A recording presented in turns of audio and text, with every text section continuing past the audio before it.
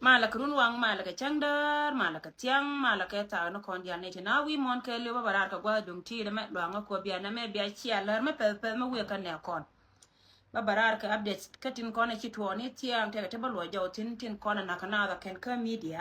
ko te ka ne te gor ka media chi ne dia lo kon liu ne dia lo kon te kanen ka ka chi ka liu ka ka ni kon la ke jang barar ko baroi tin ka barar ka information en nyamen pe do goro bo ka gad bor cha information en nyamen goro wa balar kon chane ngai me wurun karun wang ka ta mi che ka ta die chi kor che rom ko wur me chal ka gar ma kwe ka ne wur me chal ka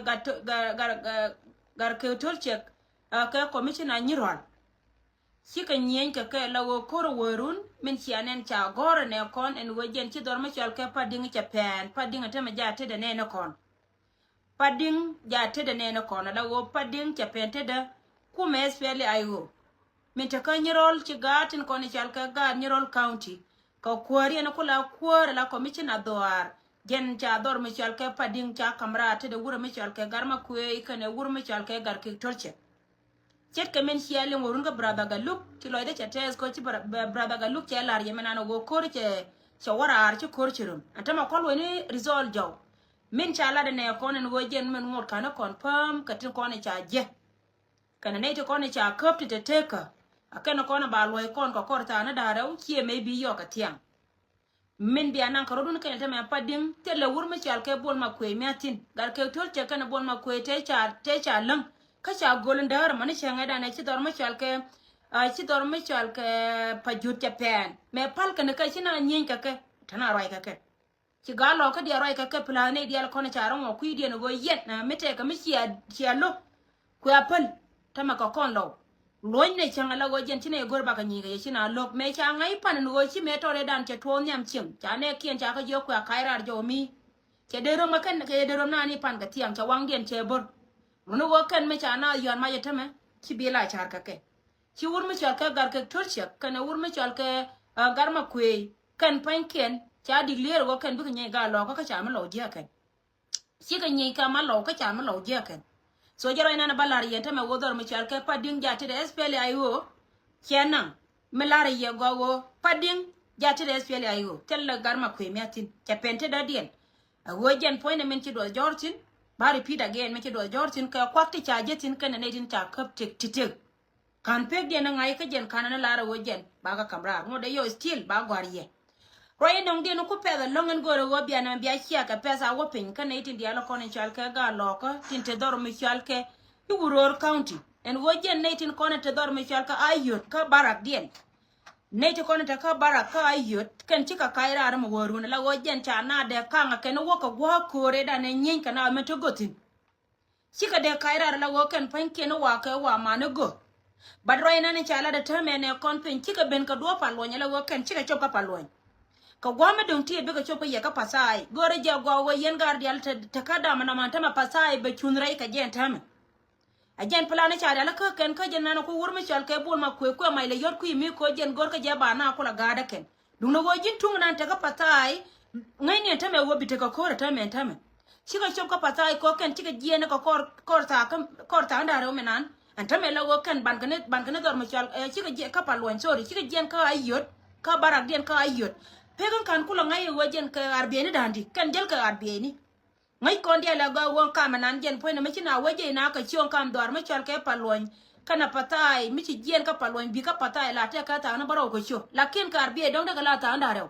ka kan jel ka arbeni muno wajen ba chop ka yen tame yen ga do kon ta dor me chal ke palon ba chop ka patai ba chop yen tame de la rodo na ka yen de kon ta ka patai en go kor ja bena si adu cha kairar menta barak dien menta ka barak dor ma chal ka ayut county cha kairar ko jen beka patai no ma information no pepes ko gor ja gad bor chara ngaj en go jen poinde min ti adu ngara ma kwe chele ne to kon to gwa ma ko te gen jen gwa ma plane to kon to datin chi ala gwa ma de la rodu no kan pade ko jen bia gor jen bia ka nga ko jen plane cha gor ken ka chanan ka yaban ta ma ka do be tiang chanan ka yaba ka do be tiang eda ne chi jiga kon tanjo chanan ka ye ka do be tiang eda ne chi jiga kon tanjo gor no ba ya kula gare kan dum do wajen ko wai shara da alaka nga da ge gwa kan di alpan ken chan tole kek betol tame ko kor di gente be ton tame kek betol la ne yen dia la ro yen ga do ka na ru kun tin kon to gwa da mo wi ara ran ta me la go gwa kun dia la kon chia ra tet tin chia ngar ka do latin anta me la wajen barom ka ye ajaro en go na ma go balar ye wajen che gen ka ayot ne da kon ta ka bara ka ayot chika gen la go ka be na ta me cha palwan da pinya ka ni won ka be ka pasai na bi ka chopa ye wa ma dung ti da ta me ye ne da kon ta ka ayot aroye na mo jena na go ra balar kon men dong dinu go go benyo ka no rar ka roi ne te kon te nan yen ka social media te meton mo go ra baroi tin ke dung dor ma chal ga pajuni chenga da ne cha kor cha tere de ne ko ne chal ke jai go kan ji kume ne te dia le kon te chiben chika da chi ka ji dor ma chal ke wi ya radio manga yen me da ne ko to wi ya radio je ne chi to ka pajur chenga da kan te dia te ko ne tere gwa mo te ko ne kan chi ben chi te ka kan da kan dia tara ma chi rek bal kal ne ko ne te ka kan te kan ne de ko ne ya kap no no wo me cha ngai wo chi ka ji wo ya ala wo chi ka la li ai cha ka bandi te la ra mi chi te de latin ka te ra mi chi go ro ba karol mukura wo bakula lariye yene to kondong bro ente melar ka je cha pajuri cha nyoka me cha ka bakan ekai pajur cha kan ne je dumno wona ite konte titin kan ka woi kan ne ke ne dia la kon cha goro bi ka bereide la wo ken panken bi ka bentin kan ne kon post ware da ne ling yene tianga bana be nyentin me ku ka lo wo bakare ka je jen chi ka wo jen kan nyam chen cha pajur cha dong chi ka ben kan nyam chen ala wo chi ka ben ka dor me chal ke tiam chi ka ben kan nyam chen ka dor me chal ke tiam cha pajur cha dong re kana kam dor mi chal ke tiam kana pajur ta ka ta na ro ko sho te ta nan dik sur te ka ta nan jo ko sho ala won dor chal tiam tiam kan kana yo ka jen gwa te pol dan te tin bayela le ro go wo jen poinen tiam eda ne chi ko wo ba ka cha ka cho nyo ka mi nya ka jo yo ku we ka pajur tiam ne jen ka dor mi chal ke ngade ka duk pajur kana duk la wo ken poinen jen boda anana kula wala wo ka gadiam chi ku chiar na ka re wang ka jo wi chi ka ben ka re wang ala wo je ka gadiam chi ben re wang chika bena tonki ndang jo kan tong dang jo dial chaga jwera chia ganya jiadaro kanya jiar kan epel de ganya jiadaro ha wurmi chal ka mai kir kan da mani lor jo garan pe kan garan kan kanya jiar hakan ne chola da kan tang ne point ne ko ne chal ka jira jichem tera mi chukwe me cha ka chola tong dang jo dial wa kan yo me nya jiar ganya jiadaro ko ro dial kan dio gen ben ba ganya jiadaro ko kan ande ko ganya jiar ha wurmi chal ke kidit ja ke wurmi chal ke mai ke ja ke lor jo ja kana kan ga nya yar choro ma kai changa ga bor chero ko ken kana le la ken chwa ga yo joy ajene jo ye tianga woti diala tibi ga barar ke men bakula lar ye yene diala konti liu ke dagge ni yen makan yene ne na kan ne barar kati ko le we wana teme de mete hatin mete gwa ma cha ka ba lar ye go cha gwa cha ka ko won ka be shejen pedientin shejen chi ko kon woni dan chi wona ka wa dar chem lo ko nder lo ko kam de ga lo amela ling yene and be a point ngada kama diri jana war me chiga jena chiga wana ka wada ngane ngajena wata kare na ngono tele me pen rai me la to ngan wana me gwata tino gwancha ka beken ba la ye jojo gojen cha gwa me cha ka dundo a matter of time ba nyoko lujo shejen ko ne ko ne nyin kana ne me korjo an korjen wa ba wana bo kan wajen point de betetin ko kan barata da tame kan baro dien tat ba wana put ala ye ne gwa cha bi chole le je lot ka wajen panken ta ngai kana wajen laska kana me ajen opportunity dena laska ke mo wo won wajen ba ka yontin kika da no rodien mo no mo wate ga gwa me cha bo ba barara joj be jo gwa me cha bo cha nan ken kijen bad le nga gwa wo dar me cha ke pa ju telara miatin ha pa ju telara miatin dum wo pos ja tar pa ju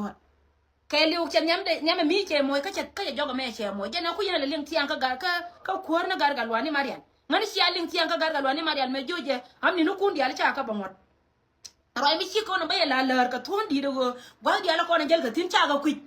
ngai ke jamani step bien wo chi ko ken wo chi wo wene lakin pa junu ko wore de ko go ken gor ko no ba liya ite kon te cha liya ye ken te cha ba liya ye ga yu gor ko no ba ka jol ken chi ka me chi ti post din na nyam me che ben post din na nyam me che ben me cha ne na ken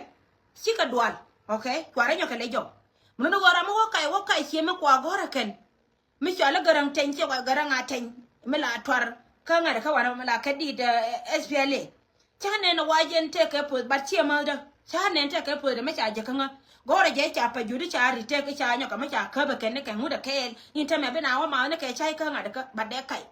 an wurna ne da ne bere lo ko rune me bana ba jote da twar la kol ma nyang jugen wa chi ben pron lai ibe ko be ba gui me dan cha kon bere lo ko te ga me ya ko le kana we na jo lo wote to me ko la ra wure pane dan ro jo ngada ka cha ne jo te to me we ben cha jo fiele chwa nyo chwa la jo ne fiele o ye ko wojen te ka bulbul ante ma gwandi da ngwa da mati nyoro tino ko ye wo kan panken ba le ra ne ngan che bo ko tin dial ko na rodian bang ngar ko jo ye wo du pa jo na ma forget about it ne changa da ne che ton wojen point ne chine ko ne chi ko wore de cha liai te ko no le chere du wo ya jen cha ka paltin okay bayen dial jo wo ne chwara dial ko no gar ka ken ngan mo wete ka mo ko no gang ba ben ka kon ko an korean gwa cha ra tet tin mo wo to ba ben ka ye ba ya lar to aye chelel cha dor dang jok te la dar wi dang jok ala wi na na la ke ngai ne wo do ran chang no ra dan mi cha ga ye chi nyu la la rien ke ne an do ra dan ne linge ne tiang cha chwa ba kana dor ma chi na jere de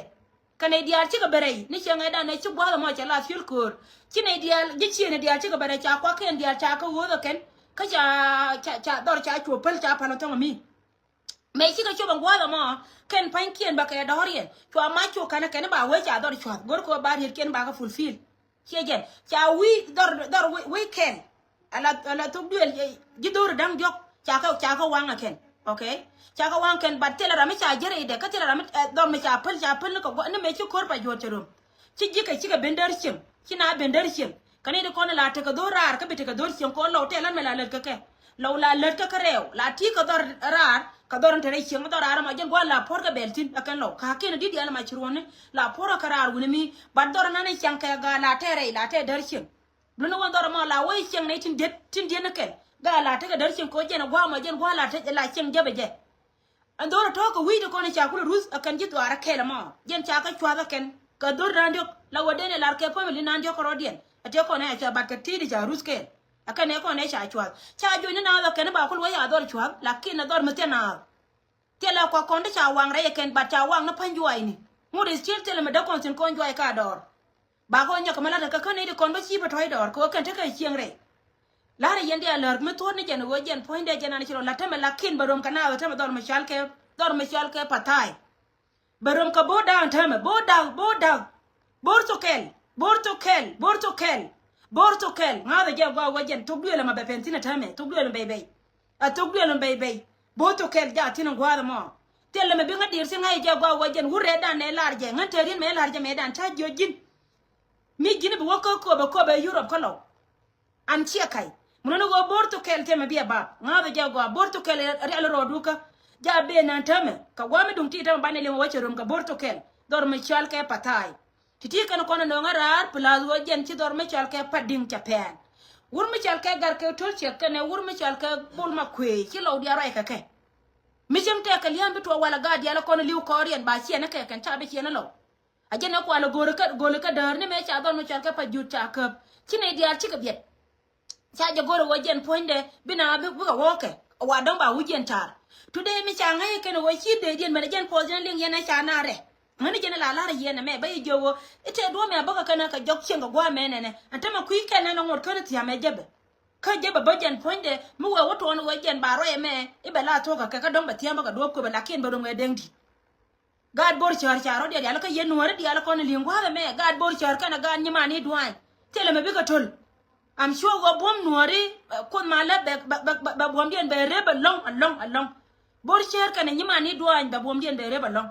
muno wajen ti ma ba to leken men bakula lar kon idi dia la kon te ka media ni chet ka men anan inchana ngai